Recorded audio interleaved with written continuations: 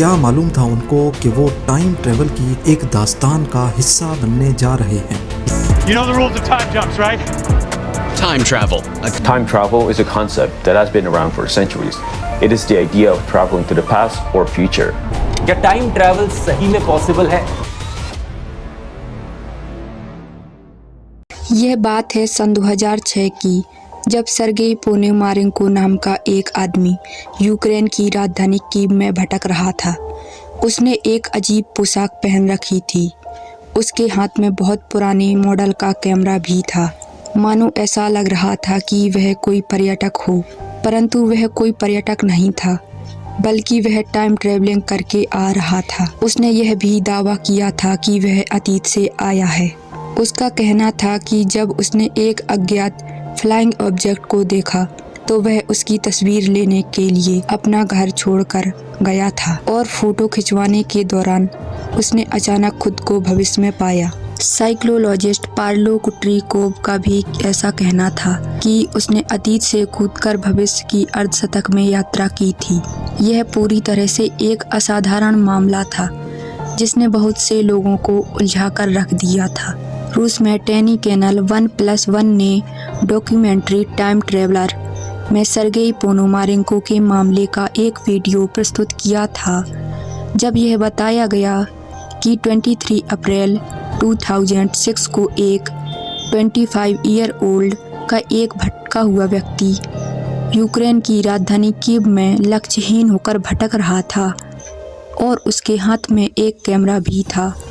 जब दो पुलिसकर्मियों ने उससे अपनी पहचान बताने को कहा, तब उस व्यक्ति ने उन्हें सोवियत संघ के समय के वैध आधिकारिक दस्तावेज दिए जो 50 साल से अधिक पुराने थे। उस दस्तावेज में उसका नाम सर्गेई पोनोमारेंको था। पुलिस ने उसके साथ ऐसा व्यवहार किया जैसे वह पागल हो। उसके बाद उसे गिरफ्तार कर लिया गया और कीव में एक साइकोलॉजिस्ट के पास ले जाया गया। सर्गेई की जांच में डॉक्टर ने उससे कुछ सवाल पूछे, जिस पर सर्गेई ने कहा, दिन का समय था और मैं शहर में टहलने जाना चाहता था। मैंने अपना कैमरा लिया, लेकिन जब मैंने अपना घर छोड़ा तो मुझे एक अजीब वस्तु दिखाई दी जिसकी आकृति घंटी के आकार की थी और वह दिखने में बहुत ही ज़्यादा अजीब थी और वह उड़ भी रही थी। मुझे आपको इस अजीब तरीके के बारे में समझाना बहुत मुश्किल होगा कि मैंने क्या देखा। मेरे कैमरे से तस्वीर को देखना बेहतर हो सकता है और फिर शायद हम जवाब दे सकें। डॉक्टर ने तस्वीर को देखने का फैसला किया, लेकिन कठिनाई की बात यह थी कि सर्गेई का कैमरा बहुत पुराने मॉडल का था, जो कि 21वीं सदी में इस्तेमाल की गई तकनीक से भी भिन्न था।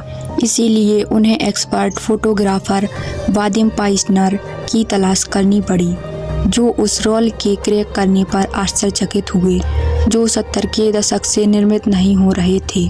यह समझाना काफ़ी असंभव था कि उस रोल को इतनी अच्छी स्थिति में पहली सदी से अधिक समय तक कैसे संरक्षित किया जा सकता है, लेकिन पाइसनर ने 1950 के दशक को कीव शहर की छवियों को दिखाने वाली सभी फोटोग्राफिक रोल को खोलने में कामयाबी हासिल कर ली। कैमरे में लगभग 25 ईयर की एक महिला की तस्वीर भी थी और एक अन्य तस्वीर जहां सर्गेई पोनोमारेंको थे। जिस तस्वीर ने सबसे अधिक ध्यान खींचा वह जो जगह थी जहां अज्ञात फ्लाइंग ऑब्जेक्ट एक घंटी के रूप में दिखाई दिया था, जैसे कि तस्वीर को देखने से पहले सर्गेई द्वारा वर्णित किया गया था। यह सब 25 अप्रैल 2006 को सुबह 10 o'clock पर रिकॉर्ड किया गया था। अब फिर से जांच शुरू की गई और जांच में जो बात सामने आई वो कुछ इस प्रकार थी। डॉक्टर कुट्रीकोव ने सर्गेई से कहा कि जो ये तस्वीर सामने आई है मुझे आपके कैमरे से मिली है। मुझे इस तस्वीर में विशेष रुचि है, कृपया आप इस पर एक नज़र डालेंगे। जिसके जवाब में सर्गेई ने कहा, अब आप समझ गए हैं कि मैं सच कह रहा हूँ।